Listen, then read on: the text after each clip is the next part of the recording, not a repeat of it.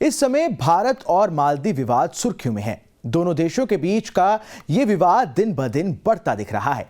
मालदीव के राष्ट्रपति ने चीन से लौट आने के बाद जो बातें कही हैं, उसके बाद से उनके भारत विरोधी इरादे जगजाहिर हो गए हैं।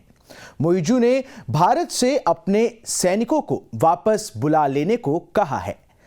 सरकारी आंकड़ों से मिली जानकारी के मुताबिक मालदीव में भारत के 88 सैनिक तैनात हैं। इन्हीं सैनिकों को भारत वापस बुलाने के लिए मालदीव ने 15 मार्च तक का अल्टीमेटम जारी कर दिया है। मालदीव के इस फरमान के बाद भारत भी एक्शन में दिख रहा है।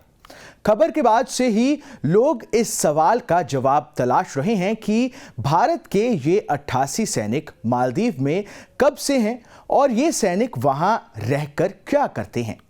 चलिए इन सभी सवालों के जवाब जानते हैं। भारत और मालदीव के बीच डिफेंस समेत कई सेक्टर्स में समझौतों का इतिहास बहुत लंबा है।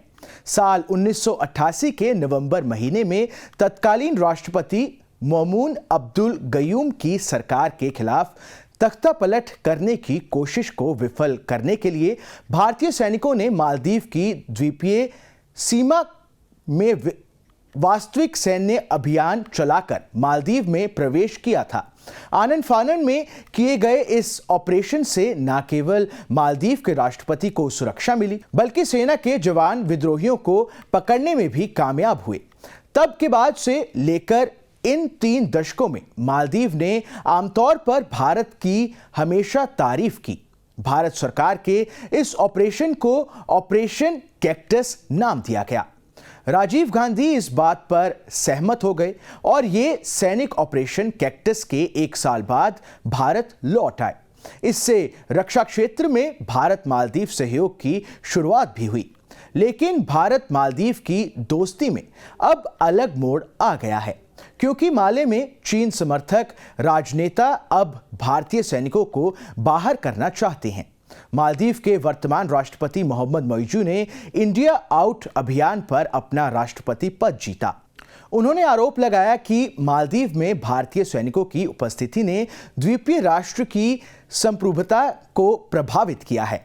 इसके अलावा साल 2013 में भारत ने मालदीव को 2 ALF यानी एडवांस्ड लाइट हेलीकॉप्टर तोहफे में भेजे थे।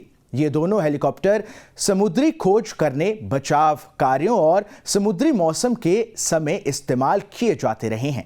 इसके साथ ही इन हेलीकॉप्टर्स की मदद से मरीजों को भी एयरलिफ्ट किया जाता था। आपको जानकर हैरानी होगी कि इन दोनों हेलीकॉप्टर्स को लेकर भी विवाद शुरू हो गया था, क्योंकि इनका पट्टा 30 जून 2018 को खत्म हो गया था।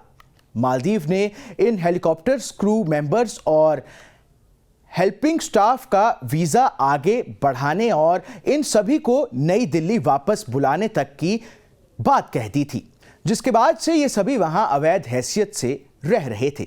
दोनों देशों के बीच द्वीपीय समझौतों की शर्तों के अनुसार भारतीय अधिकारियों को मालदीव राष्ट्रीय रक्षा बल को प्रशिक्षित करने के लिए मालदीव भेजा गया था, जिसकी कमान के तहत हेलीकॉप्टर संचालित होते हैं। इन सभी कामों के लिए भारतीय सैनिक मालदीव में समुद्री सुरक्षा करते हैं। अब देखने वाली बात होगी कि भारत की सेना के वापस लौटाने के बाद मालदीव अपने किन इरादों को पूरा करना चाहता है। इस खबर में बस इतना ही।